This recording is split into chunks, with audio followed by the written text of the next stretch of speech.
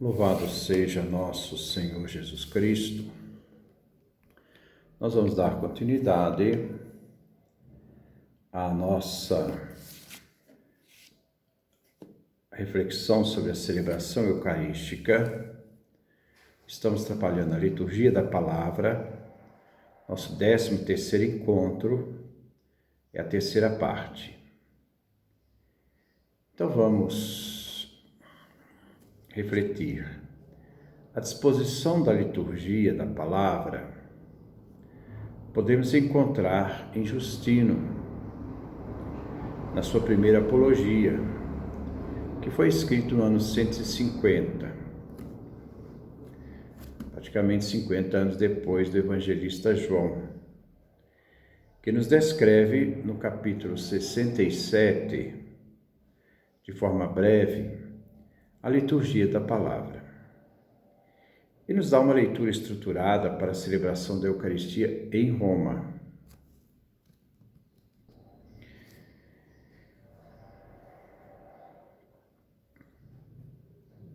Podemos perceber na exposição de São Justino que a homilia está intimamente ligada à liturgia da palavra.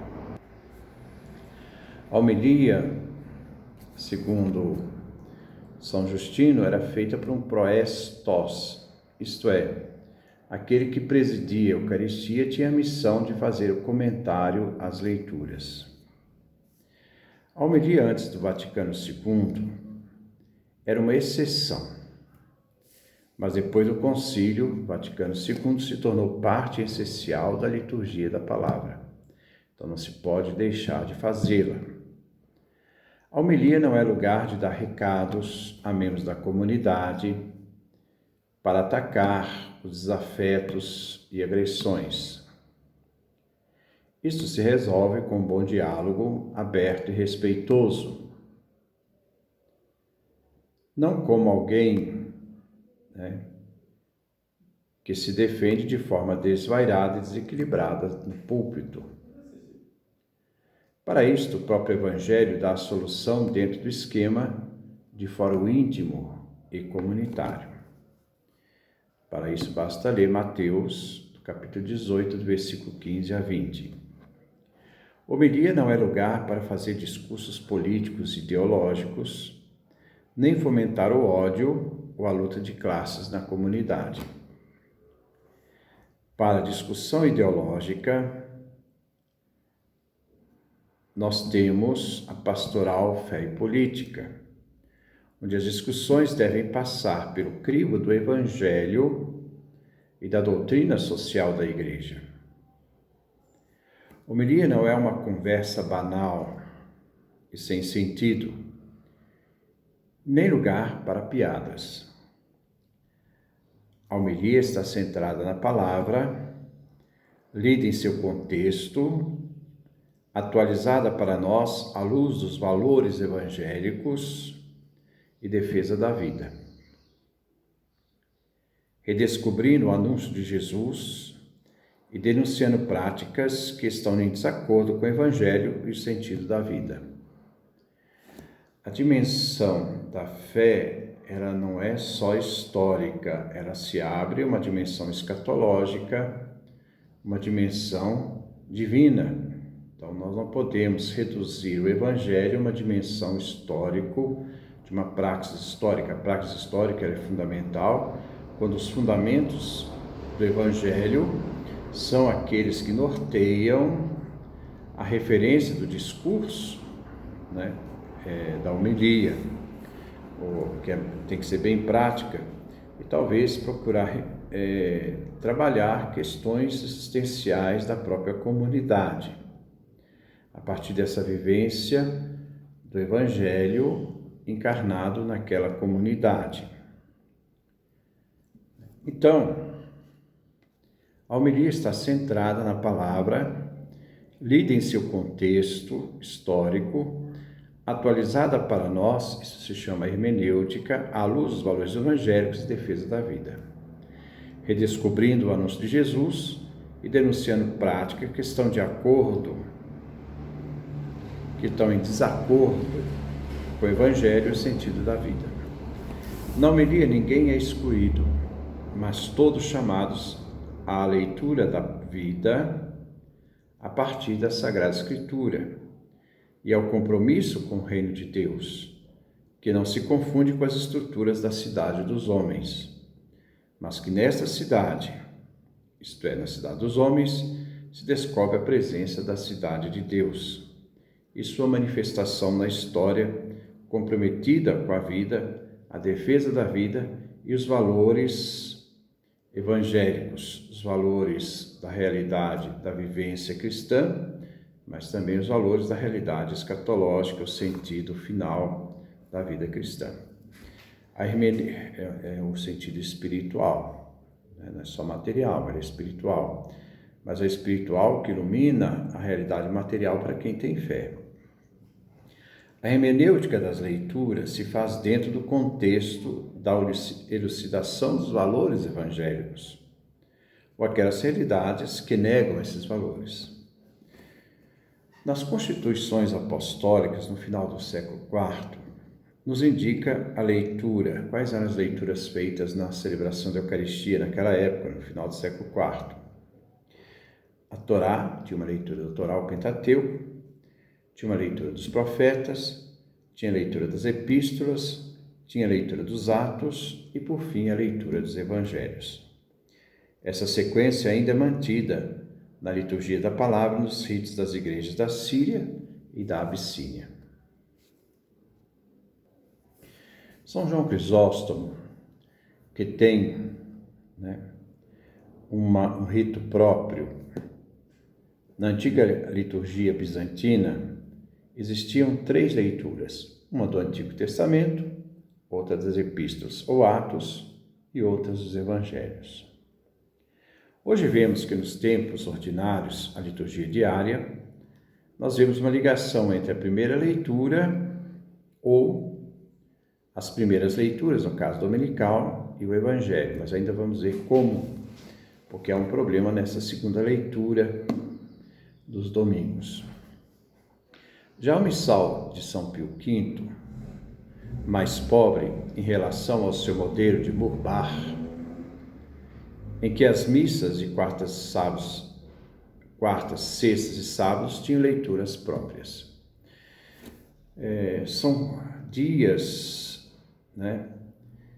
que significam realidades importantes, não só os dias penitenciais, que se faziam jejum quarta, sexta e sábado, mas também eram dias em que a comunidade cristã tinha essas referências ligadas à paixão de Cristo.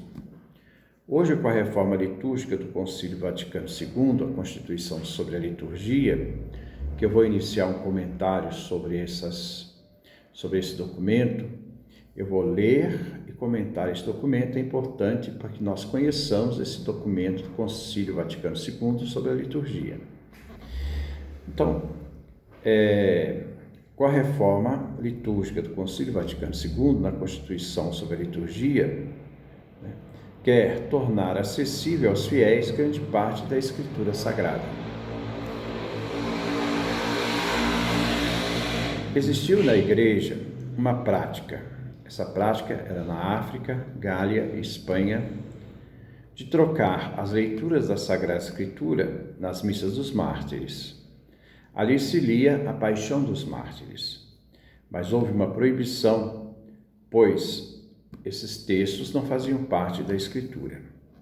A liturgia da palavra deve ser lida e usar a Escritura e jamais outros textos. Este costume que havia nessas igrejas da África, Gália e Espanha jamais foi usado em Roma. Roma, em seu rito, nunca tolerou que na missa se lessem textos não canônicos. Valeria, então, como nós vamos ver, essa leitura do Concílio Vaticano II, Sacrosanctum Concilium, sobre a liturgia. Nós faremos esses encontros. Os progressos do novo lecionário. O lecionário antes do Concílio Vaticano II só possuíam leituras próprias para cada dia, nos tempos da Quaresma e na oitava de Páscoa. A oitava de Páscoa, ela iniciava com o sábado, domingo de Páscoa e até o domingo sucessivo. Então chama oitava de Páscoa. Do domingo de Páscoa até o domingo sucessivo, que é o segundo domingo da Páscoa. Também nas festas dos santos tinham leituras próprias. Durante a semana antes do Concílio Vaticano II, se lia todos os dias as leituras dominicais. Então, a semana inteira era a leitura do domingo. O novo lecionário preenche esta lacuna, esse vazio. Organizou para cada domingo e para cada festa um ciclo de 3 anos. Esse ciclo de 3 anos chamamos ano A, é o ano de Mateus, ano B, ano de Marcos, ano C, ano de Lucas. Para os dias de semana, a reforma litúrgica escolheu o ciclo de 2 anos, chamados anos ímpares, anos pares. Estes anos pares e ímpares servem para a primeira leitura, que são diferentes. A leitura do ano par é diferente da leitura do ano ímpar, na sua primeira leitura. Mas o Evangelho, nesses períodos, são o mesmo. Ele segue um ciclo único, pois cada ano os Evangelhos são lidos durante o ano todo. Para os domingos do tempo comum, a primeira leitura do Antigo Testamento foi escolhida a partir do Evangelho. Então, por isso se deve sempre, ao preparar uma homilia, ler o Evangelho e, a partir da leitura do Evangelho, ler o Antigo Testamento, porque há uma ligação entre a primeira leitura e o Evangelho. Se deve estudar as leituras de domingo e festas a partir do Evangelho, mas a segunda leitura do domingo do tempo comum, ela é sempre semi-contínua, nós vamos ver. Elas não têm muitas vezes referências ao Evangelho. Para as festas e para os domingos da Quaresma, também a segunda leitura foi escolhida com critérios de harmonização. Então, para as festas e domingos da Quaresma, as leituras devem ser lidas a partir da compreensão do Evangelho. Então, na Quaresma, tanto a primeira leitura quanto a segunda leitura, sempre com referência ao Evangelho. Isso nós podemos ver essa harmonização no tempo da Quaresma. Para os domingos do tempo comum, o Evangelho lê a primeira leitura do Antigo Testamento, a referência do Antigo Testamento com o Evangelho. Se por algum motivo, uma razão forte, for proclamado somente 2 leituras, vamos supor uma leitura mais o Evangelho, nunca se deve tirar a primeira leitura, pois esta está afim, em consonância com o Evangelho. Isso aqui só em casos esporádicos, extraordinários. As leituras do tempo do Advento foram organizadas em 3 ciclos, A, B, C. Das 3 leituras, então, existe no tempo do Advento, no tempo A, primeira leitura, segunda leitura e Evangelho, diferente do ano B, diferente do ano C. São as leituras desse tempo do Advento, trabalham os 3 ciclos, A, B, C. A primeira leitura, a segunda leitura e o Evangelho são colocados segundo os anos de A, Mateus, B, Marcos, C, Lucas. E não se refletem, aliás, não se repetem. Há um Evangelho e leituras para o ano A, outras leituras e evangelhos para o ano B, outras leituras e evangelhos para o ano C. Na Quaresma, há uma questão de exceção. Na Quaresma, o ciclo A, que é o ciclo de Mateus, pode ser usado em todos os anos. E deve assim fazer onde existe catecúmenos que se preparam para a Páscoa. Se tem catecúmeno, sempre usar o ano A. Mas só quando tem catecúmenos. Quando não tem catecúmenos, se usa então o ciclo para a Quaresma: A, Mateus; B, Marcos; C, Lucas. As leituras do tempo pascal, né, a liturgia romana era a única que lia as liturgias, né, as epístolas católicas, que em parte não tinha nenhuma ligação com o tempo pascal. Então, isso antes do Concílio Vaticano II.